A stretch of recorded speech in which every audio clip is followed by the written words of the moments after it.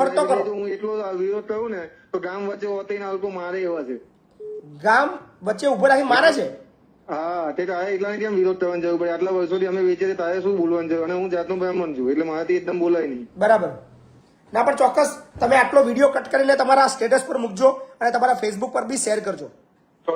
ચોક્કસ એની અસર થશે, કઈક અસર થશે. કારણ કે લાખોની સંખ્યાની અંદર આવા જે વિડીયો વાયરલ થશે, જગ્યાની વાતચીત થશે. બાપુ જય માતાજી. જય માતાજી.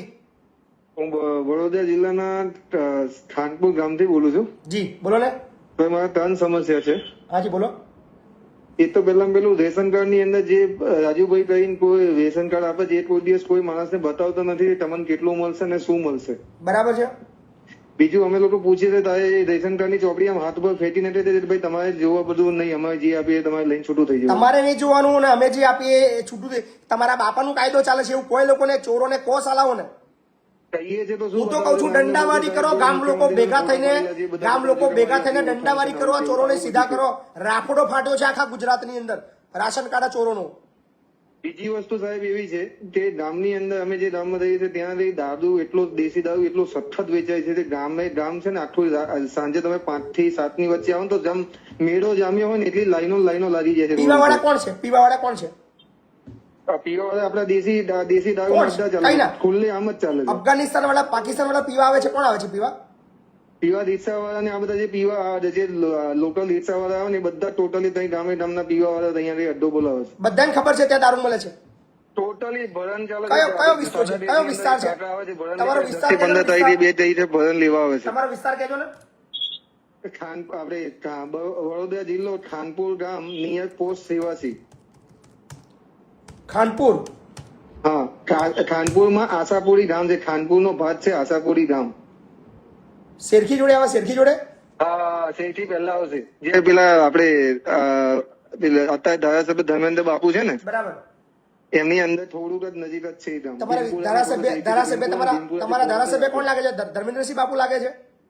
આપણે અહીંના એમએલએ અત્યારે મહિલા ચૈતરસિંહ વસાવા લાગે છે. આપણે ચૈતરસિંહ ઝાલા આપણે અંપાદા અને ધારાસભ્ય છે ને, ચૈતન્યસિંહ. હા, ચૈતન્યસિંહ. એમને વાત કરો, રજૂઆત કરો.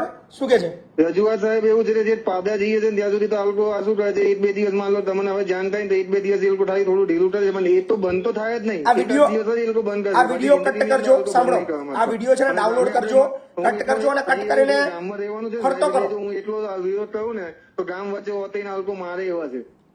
ગામ વચ્ચે ઉભો રાખી મારે છે. હા તે તારે એટલા કેમ વિરોધ કરવાની જરૂર પડે? આટલા વર્ષોથી અમે વેચીએ છીએ, તારે શું બોલવાનું છે? અને હું જાતનો બ્રાહ્મણ છું એટલે મારાથી એકદમ બોલાય નહીં. બરાબર. તકલીફ એ છે સાહેબ.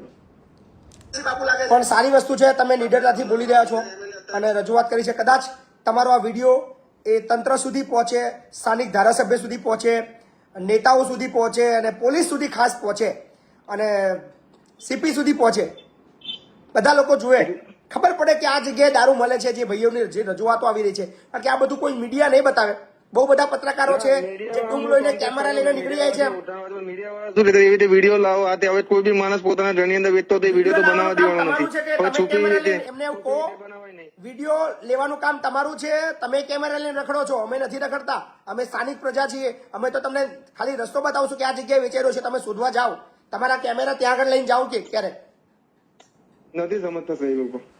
ના પણ ચોક્કસ તમે આટલો વિડીયો કટ કરીને તમારા સ્ટેટસ પર મૂકજો અને તમારા ફેસબુક પર બી શેર કરજો. ચોક્કસ એની અસર થશે, કઈક અસર થશે.